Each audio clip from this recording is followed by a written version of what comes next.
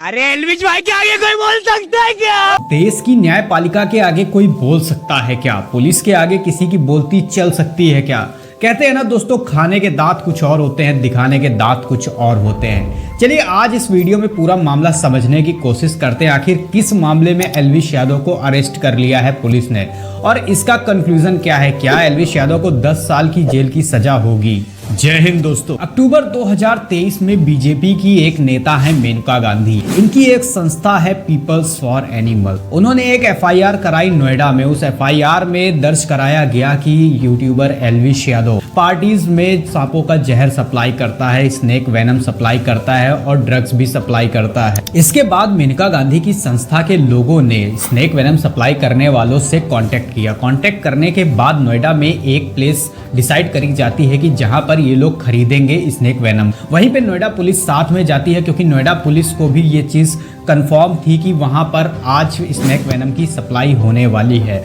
और जैसा कि पहले ही उन्होंने एफआईआर कराया था मेनका गांधी जी ने कि इसमें एलविश यादव का पूरा हाथ है। जब वहां पर पुलिस 5 संदिग्धों को गिरफ्तार करती है तो गिरफ्तारी में ये चीज क्लियर हो जाती है कि वहां पर स्नेक वेनम की सप्लाई हो रही थी। 20 ml कोबरा का जहर वहां से बरामद किया जाता है। जब उन 5 सपेरों से पूछताछ होती है तो वो ये चीज क्लियर करते हैं कि हमें जो कॉन्टेक्ट मिलता है, हमें जो सप्लाई करने का ऑर्डर मिलता है वो एलविश यादव द्वारा मिलता है। हमें एलविश यादव द्वारा ही बड़ी बड़ी पार्टीज में बताया जाता है कि तुम्हें इस प्लेस में वेनम को सप्लाई करना है, क्योंकि हमारे कॉन्टेक्ट इतने बड़े बड़े नहीं है कि हम ऐसी पार्टीज में जाके स्नेक वेनम को सप्लाई कर सके। इसके बाद इसके जस्ट दूसरे दिन मेनका गांधी एक प्रेस कॉन्फ्रेंस करती है और वो ये चीज क्लियर करती है कि एलविश यादव के ऊपर बहुत टाइम से नजर थी, ये पार्टीज में ड्रग्स और स्नेक वेनम की सप्लाई करवाते हैं। फिर 2 दिन बाद एलविश यादव लाइव आते हैं अपने यूट्यूब चैनल पे और अपने ब्लॉग्स वाले चैनल पे ये चीज क्लियर करते हैं कि मुझे फंसाया जा रहा है क्योंकि मैं हिंदुत्व का सपोर्ट करता हूँ, मैं राम का सपोर्ट करता हूँ और मैंने खट्टर साहब जी के साथ फोटो खिंचाई जो कि उस टाइम पे सीएम थे। इस वजह से बीजेपी वालों ने मेरे साथ ऐसा किया। मैं किसी पार्टी से बिलोंग नहीं करता हूँ। इन लोगों ने मेरे साथ एक चाल चली और मैं मेनका गांधी को छोड़ूंगा नहीं, मैं इनके ऊपर भी केस करूंगा क्योंकि मैं इसमें इन्वॉल्व नहीं हूँ। उन्होंने अपनी तरफ से पूरी क्लियरिटी दे दी कि मैं इन चीजों में इन्वॉल्व नहीं हूँ। खैर कुछ टाइम के लिए हम भी मान लेते हैं कि एलविश यादव इन सब चीजों में इन्वॉल्व नहीं है। तो फिर पुलिस ने एलविश यादव को गिरफ्तार क्यों किया? जो 20 ml स्नेक वेनम की बात मैंने पहले करी थी, जब उसे फॉरेंसिक रिपोर्ट की जांच आती है तो उसमें ये चीज क्लियर हो जाता है कि ये कोबरा का जहर ही है। ये बात हम सब भी जानते हैं कि हमारे देश की न्यायपालिका बिना किसी सबूत के कोई भी एक्शन नहीं लेती है। और फिलहाल ये जो 14 दिन के लिए इनको अरेस्ट किया गया है,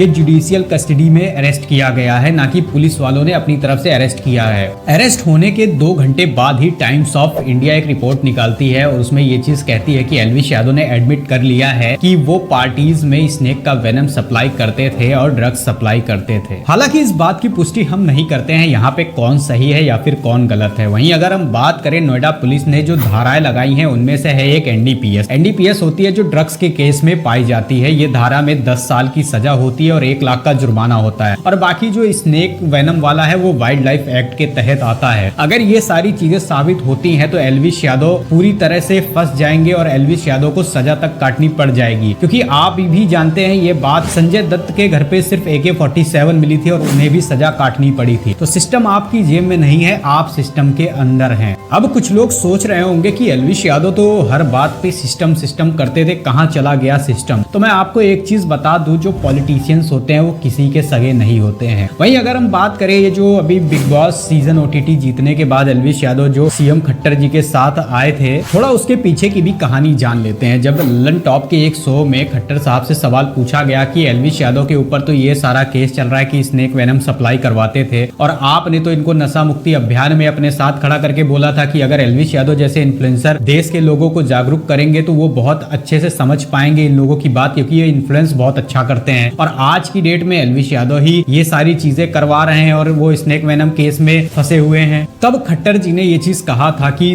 15 मिनट की मुलाकात में हम नहीं जान सकते हैं कि कौन क्या है। तो यही चीज मैं आपसे कहना चाहता हूँ कि आप जितने भी एलविश आर्मी है या फिर आप जितने भी एलविश के फैंस हैं, किसी को गलत चीज के लिए सपोर्ट ना करें। अगर वो सही है तब आप सपोर्ट करें। अभी आप सही गलत का वो मत करें, क्योंकि अभी ये मामला न्यायपालिका के पास है। जब ये चीज क्लियर हो जाएगी, और मैं मान लेता हूं कि अगर आप एलविश यादव को फुल सपोर्ट कर रहे हैं और यहाँ पे एलविश दोषी साबित होते हैं तब आप लोग क्या करेंगे? क्योंकि एक गुनहगार का साथ देना ये भी तो एक गुनाह है। इसलिए मैं कह रहा हूँ कि अभी आप सिर्फ शांत बैठें और देखें कि क्या है रिजल्ट। हो सकता है कि एल्विश यादव गलत ना हो। और अभी हाल ही में आप लोगों ने ये देखा कि कैसे मैक्सटन के घर के बाहर एल्विश यादव की जो एल्विश आर्मी है, जो एल्विश यादव के सपोर्टर्स हैं, उन्होंने जाके जमावड़ा इकट्ठा कर लिया था और बाद में ये जो फाइट हुई थी वो सॉल्व हो जाती है। बट मैं आप लोगों से कहना चाहता हूं कि पहले कोर्ट को अपना आदेश सुनाने दीजिए कि कोर्ट क्या कहती है, कोर्ट क्या क्लियर करती है, क्योंकि जो चीजें हमें नहीं पता है वो न्यायपालिका को पता है। उनके पास सारी रिपोर्ट्स हैं। बिना रिपोर्ट्स के और बिना किसी चीज के आधार पे किसी को ब्लाइंडली सपोर्ट नहीं कर सकते हैं। और अंत में ये वीडियो समाप्त करते करते मैं यही कहूंगा कि देश की न्यायपालिका के आगे किसी का भी सिस्टम नहीं चलता है। सबके सिस्टम हैंग हो जाते हैं, चाहे वो फिर एल्विश यादव हो और या फिर कोई पॉलिटिशियन हो या फिर कोई बहुत बड़ा बॉलीवुड का स्टार ही क्यों ना हो। आशा करता हूं कि अब आप समझ गए होंगे कि एल्विश यादव को अरेस्ट क्यों किया गया था। मिलता हूं आपसे अगले वीडियो में, तब तक के लिए धन्यवाद।